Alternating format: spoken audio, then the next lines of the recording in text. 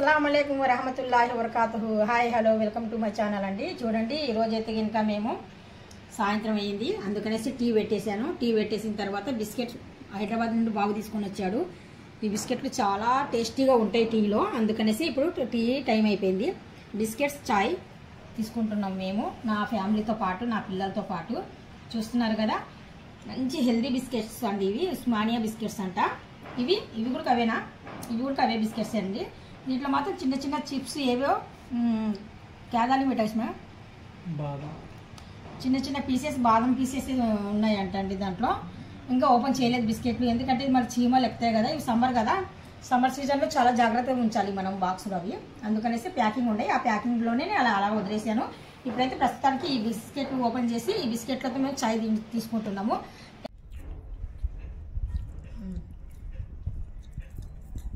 Enjoy.